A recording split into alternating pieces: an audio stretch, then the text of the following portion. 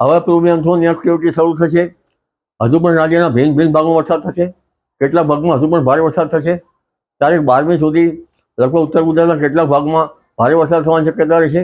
તારીખ 13મી તારીખમાં પણ કોઈ ભાગમાં વરસાદ થશે.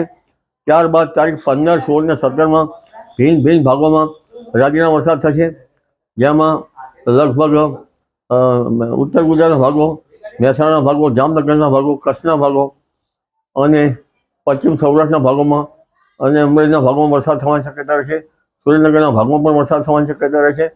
પરંતુ ઉલ્લેખનીય છે કે તારીખ 17થી ગરમી વધશે અને મહત્તમ તાપમાન કોઈ ભાગમાં 39 ડિગ્રી કે 40 ડિગ્રી સેલ્સિયસ જેવું થવાની શક્યતા રહેશે. જેમાં મધ્ય ગુજરાતના ભાગોમાં મહત્તમ તાપમાન લગભગ 39-40 ડિગ્રી સેલ્સિયસ જેવું રહેવાની શક્યતા રહેશે. મહેસાણાના ભાગોમાં પણ 39-40 ડિગ્રી સેલ્સિયસ જેવું રહેવાની શક્યતા રહેશે. દક્ષિણ ગુજરાતના ભાગોમાં 33-34 ડિગ્રી સેલ્સિયસ જેવું રહેવાની શક્યતા રહેશે. પશ્ચિમ સૌરાષ્ટ્રના ભાગોમાં 33-34 ડિગ્રી સેલ્સિયસ જેવું મહત્તમ તાપમાન થવાની શક્યતા રહેશે. કચ્છના ભાગોમાં પણ 35-37 ડિગ્રી સેલ્સિયસ જેવું થવાની શક્યતા રહેશે. પંચમહાલના ભાગોમાં પણ 37-38 ડિગ્રી સેલ્સિયસ જેવું મહત્તમ તાપમાન વધી શકે છે. એટલે હવે ભેજ અને ઉકળાટ સાથે તારીખ 15 બાદ ગરમી વધતી જશે. તારીખ 17મીથી ઉકળાટ અને ગરમીનું દોર વધુ રહેશે. પણ ઉલ્લેખનીય છે કે તારીખ 15, 16, 17, 18માં હજુ ભિન્ન ભિન્ન ભાગોમાં વરસાદ થવાની શક્યતા રહે છે. અને ત્યારબાદ રોહિણી નક્ષત્રનો પણ વરસાદ થવાની શક્યતા રહેશે. તારીખ 28 મેથી 4 જૂન વચ્ચે રોહિણી નક્ષત્રનો વરસાદ કોઈ ભાગમાં થવાની શક્યતા રહેશે. અને આ વરસાદ લગભગ ઘણો ભાગમાં સારો છે. આ વખતે ચોમાસું વહેલું આવવાની શક્યતા રહેશે. તારીખ 13મી મેથી જ pre monsoon activity Andaman Nicobar ટાપુ પર થવાની શક્યતા રહેશે. કદાચ જો હવામાનમાં ફેરફાર ન થાય તો 28 મેથી 2, 3, 4 જૂન વચ્ચે કેરળ કાંઠે ચોમાસું આવવાની શક્યતા રહેશે.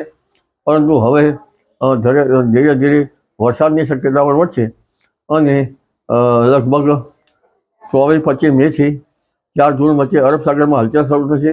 લો પ્રેશર થવાની શક્યતા રહેશે અને આ લો પ્રેશરના કારણે કદાચ ચક્રવાત થાય તો પણ વરસાદ થવાની શક્યતા લગભગ ગુજરાતના કેટલાક ભાગોમાં રહેવાની શક્યતા રહેશે.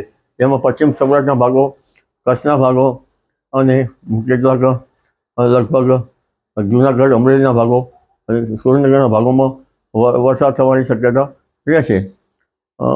તારીખ 28 મેથી 4 જૂન વચ્ચે જો રોહિણી નક્ષત્રનો વરસાદ થાય તો રોહિણી ઉત્તરતા વર્ષે તો ચોમાસું સારું આવવાની શક્યતા રહેશે. જો આમ તો વરસાદ તારીખ 19, 20, 21, 22 કૃતિકામાં થશે અને કૃતિકામાં ભારે આંધી વંટોળ સાથે વરસાદ થવાની શક્યતા રહેશે. વંટોળનું પ્રમાણ વધુ રહેશે, લગભગ 20 ગજ વધુ રહેશે.